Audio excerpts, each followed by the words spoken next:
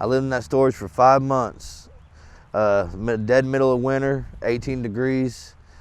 I remember at one point in time thinking, I'm gonna die right here in this storage unit. And the only thing I can think about is, well, I wonder if I can hit this pipe one more time.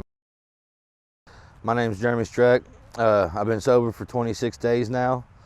My childhood was not a good one. My mom was an alcoholic. My dad was an alcoholic. My mom was a crackhead. She wasn't here very much, you know. Come in the middle of the night, you know, high, drunk, throwing tantrums, throwing things. I remember a lot of my childhood memories consist of me and my sister being home alone. Just, you know, the everyday drug use within the family. My drug of choice was meth. This is my coping drug. This is what I go to. But I liked all drugs. I mean, I didn't really have nothing that I didn't do except for heroin. Meth's what I used when I wanted to forget about life, you know what I mean, when I wanted to feel good and I didn't want to think about nothing. I smoked my pot. I love my weed, you know. It's what I did, you know what I mean. I used to level myself out with it, you know, throw a Xanax here and there, you know what I mean, shot of liquor, you know, a few pills, whatever I could get just to alter my state of mind, you know what I mean, because whatever state of mind I was in, I never liked it sober. The first drug I ever tried was meth and cocaine mixed together.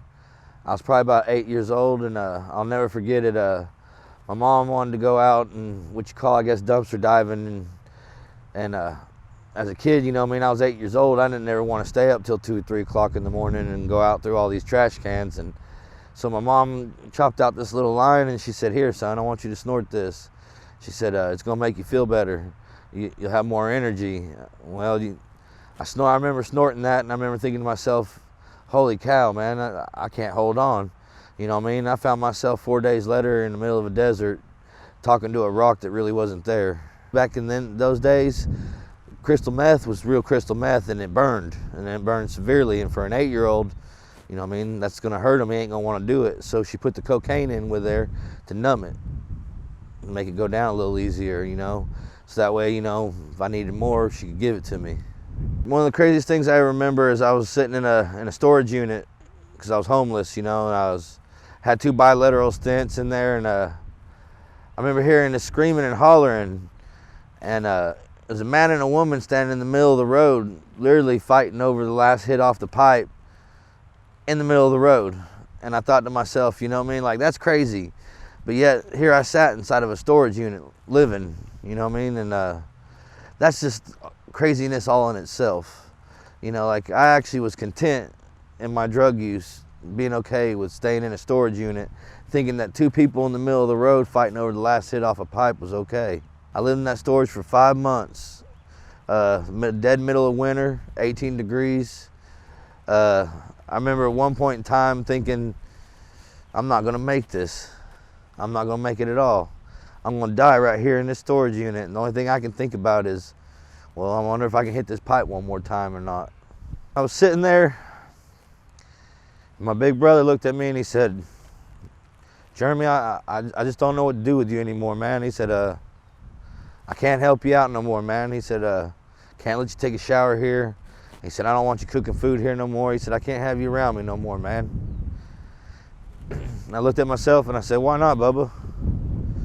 He said, "You're breaking my heart." He said, "You're better than this." He said, "And I can't see you tear yourself down no more." He said, "Get some help. Make me proud or make me gone, one of the two." And I decided, you know what? He's right. I got my fiance right here next to me, living in this storage unit with me. You know what I mean? Ride or die. You know what I mean? She was there with me. And only thing I could think about was getting high. And it was time for a change. You know what I mean? Like, I didn't want to die like this. I was just lost. And so I picked up the phone and I called somebody and I said, "I want to get help." Well, the type of treatment that I ended up going to was a behavioral treatment. It deals in addicts and mental health you know, due to the years of drug use and the childhood memories and everything, I needed both. And I got on the phone, and the place actually told me they'd accept me, that I was what they were looking for. And I wouldn't be sitting here today if it wasn't for this place. You know, it was drug and alcohol, mental health treatment.